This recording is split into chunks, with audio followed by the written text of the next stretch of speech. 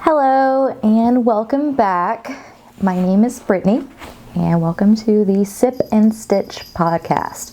This is a podcast about knitting from a beginner's point of view because I am very much a knitting beginner. I'd like to thank anybody that's coming back to watch their second episode, and for those of you that are just tuning in for the first time, welcome and thank you for coming and checking me out.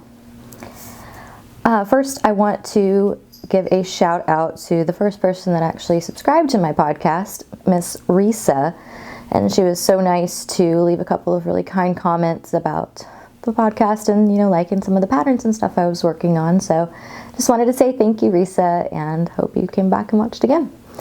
I also wanted to give another thank you to Jenny over at Tiny Paper Foxes. She was nice enough to check out my podcast as well and left me some really great feedback and was just generally complimentary. So thank you, Jenny, and I appreciate it.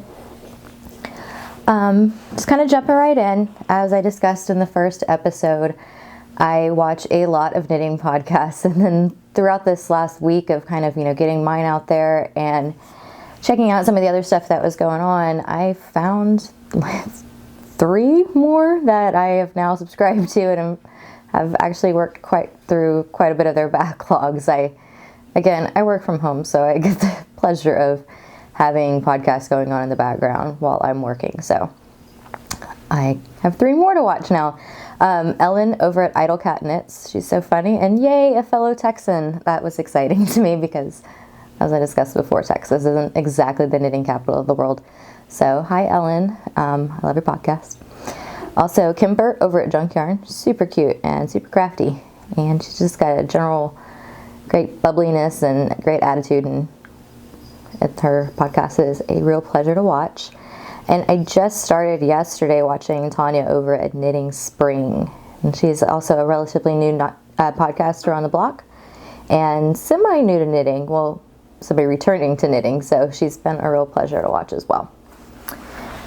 So I also wanted to talk a little bit about what I finished this week. So I actually have 2. I kind of went through a bit of I need to get things off my needles because I need to start on Christmas knitting phase this week. So I have 2 projects to show you. The first is my Amelie shawl. I finished this off Wednesday night, I believe, and got it blocked and everything Wednesday night, and then have just had the pleasure of putting it on today. I need to do the photographs to update my project page and put some notes and stuff on there, but I want to show that off to you. I don't want to disturb my mic, so I won't take it off and kind of show it off right now, but hopefully when I get around to editing, I can put in a couple of pictures from what I'm going to put on my project page so you can see a little bit more of that. I had to make a couple of changes to this pattern as I went. The main thing is I started to run out of yarn.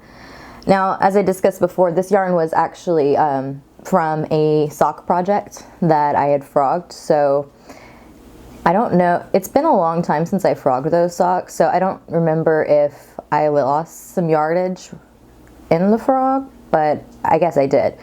Because according to the ball band, this was supposed to be about 430 yards of fingering weight yarn, and according to the pattern, that was plenty, and I was getting the right gauge, but as I started to get through my 7th round of the repeat, I was paying attention to my yarn. I was like, I'm not going to have enough to do another repeat, the 24 rows of garter, and then a stretchy bind off. Like, there's just no way. So I stopped after the 7th pattern repeat and then only did 12 rows of the garter border, and then did I'm totally going to mess this up, but some of these super stretchy bind off, which I just found this bind, like people talk about it all the time, especially over in the sock knitters group. And I decided to check it out for this one because it called for a stretchy loose bind off. It's amazing. This is great. Like, I'm going to use it for all of my socks from now on. It's great. But actually, socks, cowls, everything. I don't know if y'all remember first episode, I was talking about how my cowls get really tight on the bind off row. Well, I've found that like this is going to be so much better. So I'm going to start using this bind off a lot And that plus the Norwegian cast on like should make things a lot looser on the bind off and the cast on side. So anyway, sorry, digression. Anyway, so I started to run out of yarn and decided to end the pattern a little bit early. So this is what I've got. It's supposed to be obviously a little bit wider and a little bit longer. So I'm kind of calling this a shawlette or like a little mini kerchief. It's for me, so I don't really care that much if it's a little messed up. But I'm really excited with the way it turned out. And it's, you know, my first dark weight shawl, so pretty pumped here. The other thing I finished is my intuitive hat. And this, oh, by the way, the Amelie shawl pattern is by Cynthia Hildebrand. And I'll link all this in the show notes, so don't worry about jotting anything down. And I did knit it in Rowan Fine Art in the tawny colorway. The other thing I finished is the intuitive hat, and this pattern is by Julia Zaley. I did this in Carabella Yarns Aurora 6. It's a 100% extra fine merino wool, DK weight, and they don't have names for the color, but this is kind of like a pretty, like purpley color. This was my second time around with this pattern because the first time I made it, it was huge. So I cast on only 108 stitches this time, and I'm much more pleased. I'm gonna kind of mess up my hair, but kind of show you a little bit. It's the slouchy because I like my hat slouchy. And this one again, this is the end of my selfish knitting because now it's time for Christmas. So this is for me. Anyway, so I got the right amount of slouch, and I was just a lot happier with this project this time around. It did take about a ball and a half of that yarn, but it was a 50-gram ball, so understandable. So you could be able to do this with just 100 grams of DK weight. You should be definitely fine. It's got like this really nice open lace work, and you can tell I had a little bit of a hiccup on one row, so I've got some skipping, but overall I'm pleased. I'm excited. It's actually the row where I added a ball, and I had taken this project on a little road trip with me, so I wasn't really, probably shouldn't have been knitting at the point that I was, but oh well, we're good. So those are the two finished objects I have this week. Moving on to works in progress. Actually, let's talk a little bit about some frogging I did. In episode 1, I showed off my cheeky hat and abacus cowl that I had knit for a gift. Well, the cheeky hat ended up being super big, and I was just not happy with it. Especially since I was going to be using it as a gift, I didn't want to give it to the recipient when it was so big. So I decided after last episode that I wanted to go ahead and frog it. And the original pictures are on my project page on Ravelry, so if you want to check it out and see exactly what I'm talking about. And I've got notes in there about like some changes and stuff that I made. But I went ahead and ripped it out. And I went ahead and ripped out the abacus cowl as well because the bind off was just so tight. I wasn't pleased with the final product at all. But it was beautiful yarn that I really want to use again. So I ripped it out and reskeined it, which I had some fun figuring out how to reskein yarn and get all the kinks and stuff out of it. So I actually took pictures and wrote a blog post over on my blog to kind of detail the process on that a little bit. I had a hard time finding how to reskein yarn on the internet whenever I was doing it, so I kind of had to wing it a little bit. So I wrote it up what I did just in case anybody's ever Googling again and they can kind of see. So it's a little bit entertaining. So I'm not going to redo the abacus cowl just yet. I think I'm going to kind of let that pattern lay. But I did recast on the cheeky hat because I really do want to give this hat to its recipient. However, I did it in a different yarn. I was anticipating a delivery from Woolenvine Yarns last episode, and it came in last Monday. And let me tell you, I love when I come home on Mondays and get packages from Kristen in the mail because it's just like Christmas. Christmas obviously they paid for, but it's wonderful. So what I had ordered was a skein of her Smitten DK, and this is in the Sweet Dreams colorway. You can kind of, come on, focus.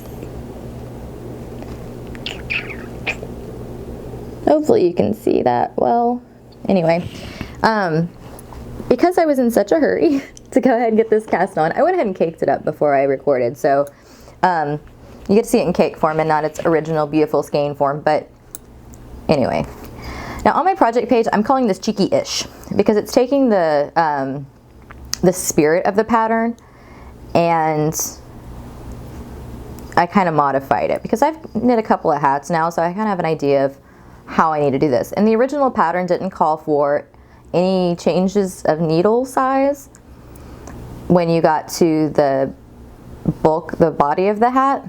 Usually hat patterns are like about a 4 on the brim and then a 6 on the body, but this one didn't call for anything.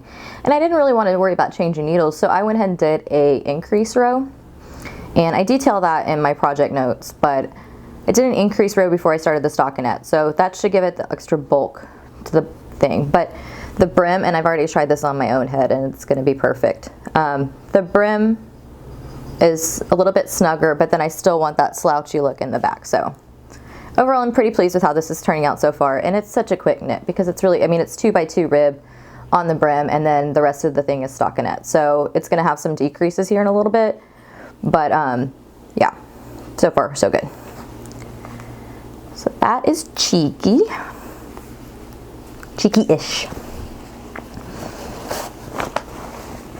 And again, this pattern is by Sarah Stanfield, and I'll have all that in my project notes, but we're good to go here. The next thing I want to talk about is another hat, and I am making this for a Christmas gift for somebody. This is the 16 cable hat pattern by Circe Belles Boucles. I am totally messing that up. But this, Mina over at Knitting Expat was working on this one, and I really liked how hers turned out, so I decided I wanted to do this as well. And I just cast this on yesterday, so I don't really have much done. I've just got like, I think it's like 5 or 6 rows of the brim. But it's got these really cool, big, bulky cables that I like. The pattern just looks like the person that this gift is for, so I'm really excited. And I am knitting this out of Barrico's Ultra Alpaca and the light gray colorway.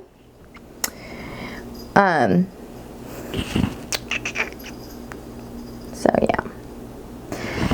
Now, I'm in Texas, so alpaca doesn't get any love down here because it is hot as heck, but this is actually for somebody that lives up north and deals with a lot of snow. So I know that they're really going to appreciate the nice big warm hat. So hopefully, I think I should be done with that by the end of next week because it's flying, and it's you know, it's a worsted weight yarn, so it's really going quite thick, quite quickly. Next up is another gift. Now this is for the somebody on my Christmas list that, I mean, to be honest, I don't think anybody in my family is going to find this video blog before Christmas because I haven't really been advertising it to the family. So I'm not really concerned about her finding out that this is for her. But this is for the person that I drew in our family gift exchange this year. And this is the Song of the Sea, and it's a very long, billowy cowl. The pattern is by Louise Zas Bangham. Once again, I'll link below, but it's this really pretty cowl that has kind of like a waves, as she calls them, breakers, and then something else, and then some itty bitty waves. But it's got this really neat wave pattern, and I am knitting this out of Woolen Vines. It's in her blitzed base. It's a fingering weight yarn. Yeah. But I really like this one. I'm sorry, the colorway is La Vie en Rose. I really like this one because it's got this stellina in it, which is super, it adds this really nice little sparkle to it, which I know the recipient is going to love. And this yarn is just so much fun to play with. I got 2 skeins of the blitzed on my last delivery, and I am so excited because this stuff is great. Let's see what's the fiber content on this. Oh, here we go. It is 75% superwash merino, 20% nylon, and 5% stellina by Woolenbein. So, yeah. And I'll figure out how to make my camera focus. Thank y'all for being patient with me this episode. But yeah, I'm really excited about this one. And this is going to take me a little bit of time because, I mean, it is a fingering weight cowl, so obviously it's going to take me some time. But it's knit in the round, and which I really prefer because I hate purling, especially purling for a long, long, long time, which we'll talk about the next pattern. But I'm pleased with how this is turning out so far. So we're good on this. And this is going to be a very beautiful pattern.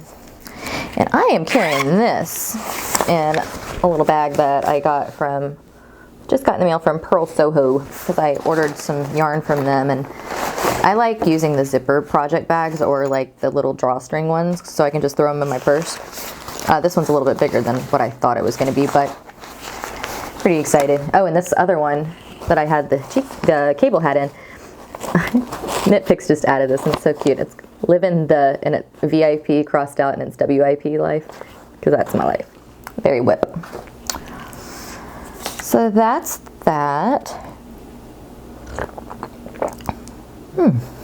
And then last thing that I started, and all of these are new cast-ons, which is crazy, but I actually have like 2 other things I want to cast on, but I've got a busy weekend, so I don't think that's gonna happen. You guys, I started my featherweight cardigan. Let me just tell you how excited I am about this. Sorry, I was checking to see what Holly's doing. I had started the featherweight in a lace weight yarn and was just having the hell of a time getting gauged. So I decided that that was just not the right yarn for me at this point in time. So I frogged all that, and I ordered, it's from Pearl Soho. It's their line weight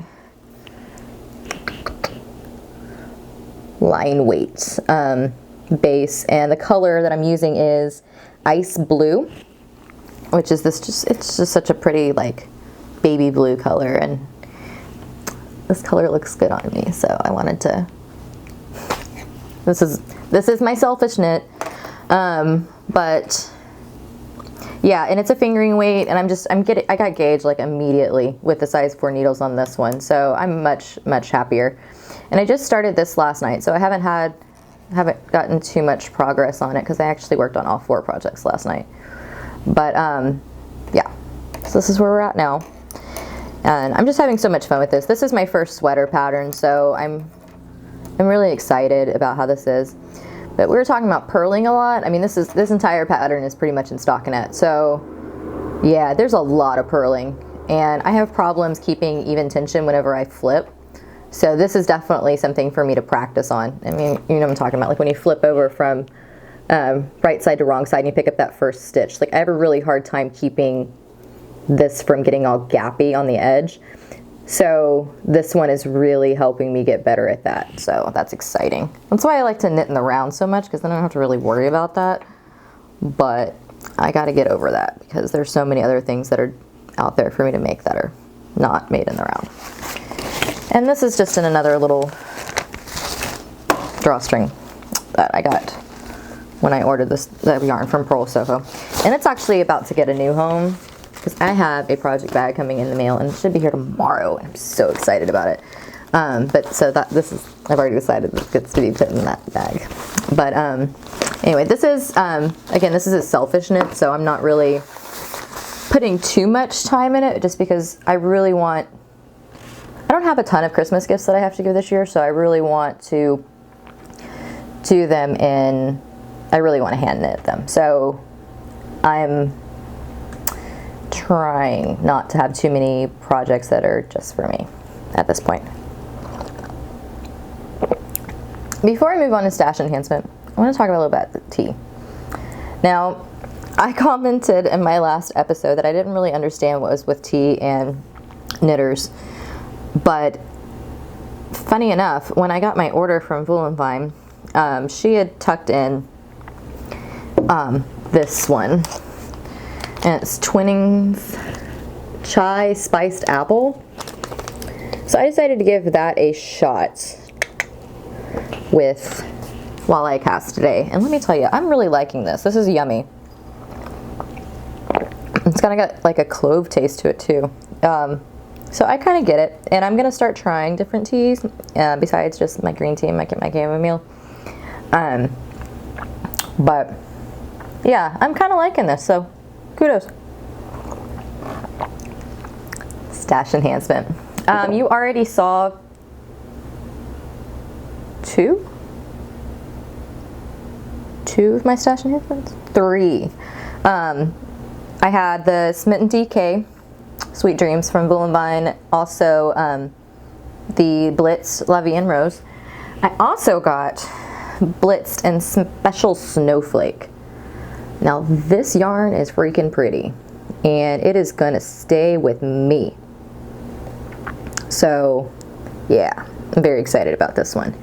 This is not gonna go to anybody. I'm in love in this yarn. So after Christmas knitting's done, this is probably gonna become a sock weight shell, because with this stellina and this really pretty softness, I mean, it's got a 25% nylon, but I just really feel 25 or 20? 20% nylon, but it's just so pretty. It's too pretty to go on my feet, so I'm gonna make a shawl with this. And Jenny over at Tiny Paper Foxes had suggested the Saturn Ring shawl for those pretty skeins of finger weight yarn that you just want to do something fun with. So I'm pretty sure that I'm thinking that pattern for this, so we will see. Next thing I picked up from Kristen was in her Volke base. Volke? She says it so perfectly, and I'm going to totally mess it up. This is the color is a hint of moss, and it's a 80% superwash merino, 10% cashmere, and 10% nylon. And this is really pretty greenish color that I'm a big fan of. So I am probably, I'm not sure what I'm going to do with this yet. I'm thinking actually this might end up being socks. I'm not positive, but we'll see. And then, well, you already saw it on my featherweight, but this is the line weight. I had to get 3 skeins of this for the featherweight cardigan, so I've only balled up one of them so far. But left the other 2 in skein form for now, because I don't like how it gets all stretched out once you ball it up. And then I had ordered some Knit Picks Wool of the Andes in white and wintry night, and unfortunately I forgot to bring them over here before I record, but it's just their basic worsted wool, and I'm going to do a team scarf with that. So that's going to be something, the recipient that's getting that already knows that they're getting it, and knows that's probably not going to be done before Christmas, so that'll make its appearance in my WIPs probably around like January or so. So, I already talked about my frog and eggs adventure. Oh, I forgot. This is how Knit Picks got me sucked into placing an order a couple of weeks ago. They ran this special that was like, you spend more like $25, I think it was. You got one of their pattern books, one of their Knit Picks exclusive pattern books for free. So I picked this one. It's called Socktacular, and it's basic. It's not like a super book, but it's basically like a sock recipe book, which is really cool. It gives directions for a couple of different toes, a couple of different cuffs and heels, some pattern charts, yeah. And then it talks about them from toe up and cuff down. So I'm really excited with this. It's not at all what I thought it was going to be. I thought it was just going to be a couple of sock patterns, but I'm really excited that it is the way it is. So yeah, they suckered me into this with this thing, and I'm very happy with what I picked. That's when I got the Wool of the Andes, and also picked up some longer size 7 double points that I was going to need for a pattern, and a new ball winder. I had talked about how I was having issues with my ball winder not having a wide enough base, so I couldn't wind up any worsted weight. So I picked up the Knit Picks one. Kristen over at the Yarngasm podcast had mentioned that she really likes hers and has never had any issues, so I was like, you know what, it's only 20 bucks, I'll give this one a try. And so far I'm really excited with it. I've wound up probably like 4 or 5 balls with it so far, and it's going really well. It didn't take like any like splitting of the skeins. With my old one, like I couldn't wind up a whole skein of worsted. I could only get about like 3/4. So this one, I mean, the yarn for my cable hat, that is worsted and had absolutely no problems. So that is what I've got for you so far today. Kind of wanted to chat a little bit more about myself, which, I mean, that sounds kind of funny to talk about myself, but kind of the essence of this. And it seems like all of the different podcasters that I watch spend a, you know, you feel like you get to know them because you know, like when they're buying a house, or you know what's going on with their pets and stuff like that. So I wanted to kind of tell you a little bit more about myself. This is kind of different. When I moved to Houston, it was part of like a big life change for me, and without going into too much detail, it kind of gave me the opportunity to do a lot of things that I had always kind of wanted to try out and never really had the opportunity to before. One of those things that I always wanted to try out was I always wanted to try and play roller derby. So if you're not familiar, it's this women's sport that's getting a huge amount of traction everywhere, but it's kind of exploding. But it's basically like five girls on each team on a roller track, and the whole point is for the scorer to pass as many as other players as she can and score points. And so I found a league here in Houston and started practicing with them about 2 months ago. They do this thing called roller derby boot camp. So they start you from basically you can't stand up on skates to you're going to end up skating for them. And I've been doing it for about 2 months now. It is the best workout I've ever had in my life. And I was a dancer growing up, so it's fantastic. I love it. But yeah, so I do that a lot, and I'm kind of obsessed. I have practice 2 times a week, and pretty soon it's going to go to 3 times a week. Started as one practice a week for an hour, and now it's 2 practices a week, and each one's 2 hours. And then I'll add another 2-hour practice here after I pass my next time trial. But again, it's a fantastic workout. It is cardio crazy, squats like crazy, because the way you have to stand in the roller derby stance is like you're in like a permanent squat basically for 2 hours while rolling.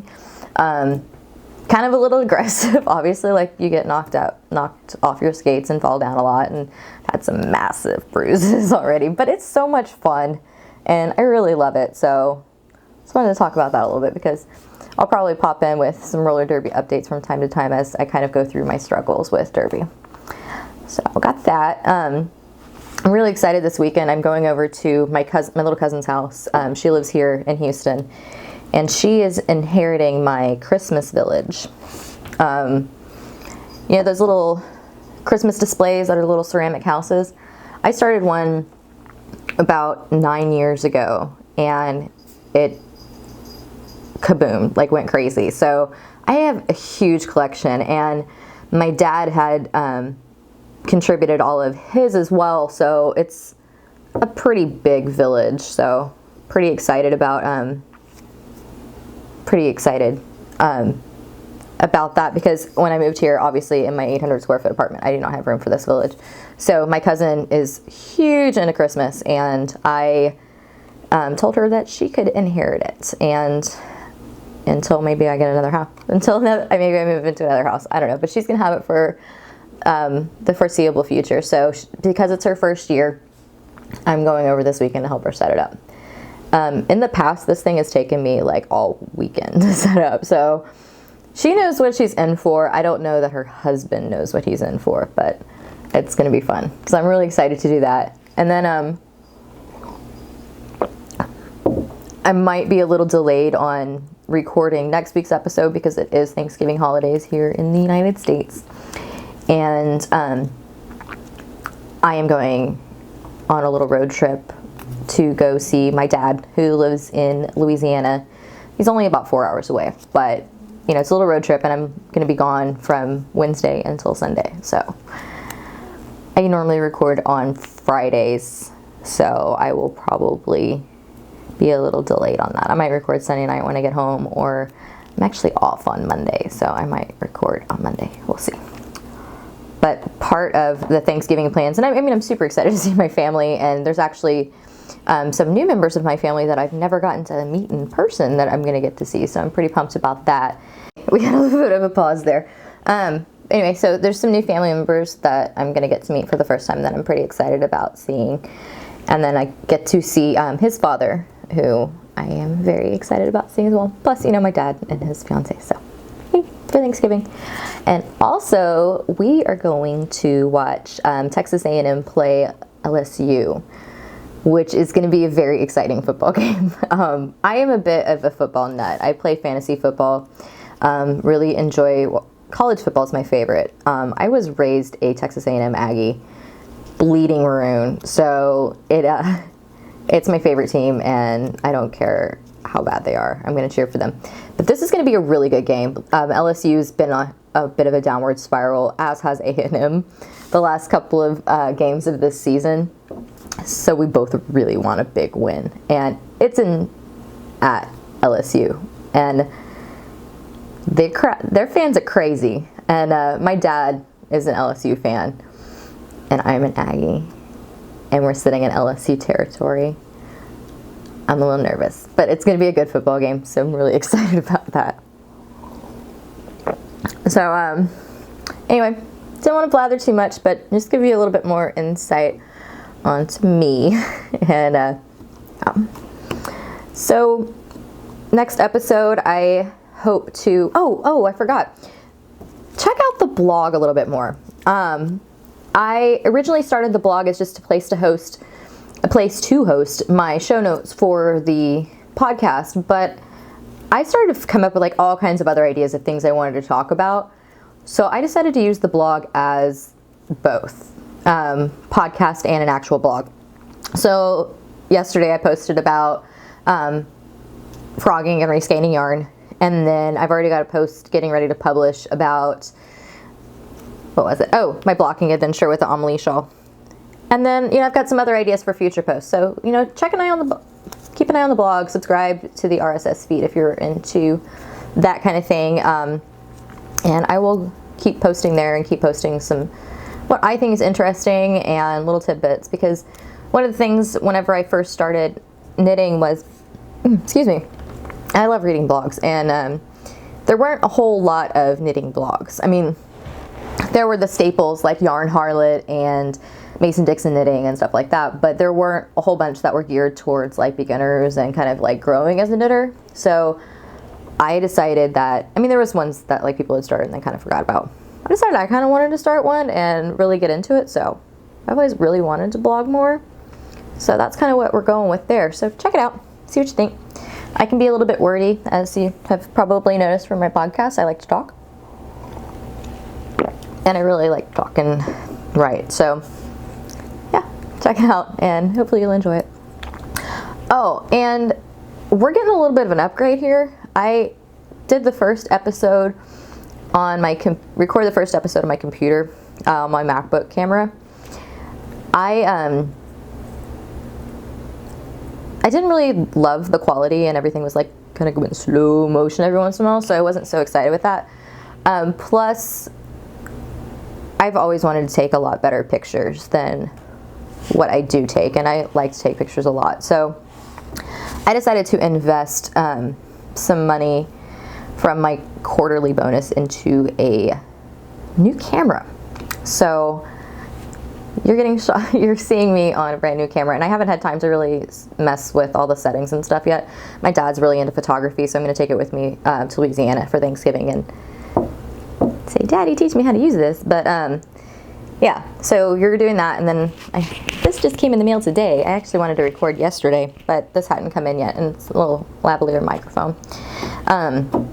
So we're hopefully, the quality's a little bit better here, and it'll only get better as I get some more advice on how to actually use this camera. So yeah, we got a little bit of an upgrade there. Anyway, don't want to blather on too much more, and I need to get started on cleaning because I have some company come in a little bit later. But thanks for dropping in and spending some time with me, and I hope to see you back next week or after Thanksgiving. Anyway, have a great week. Bye.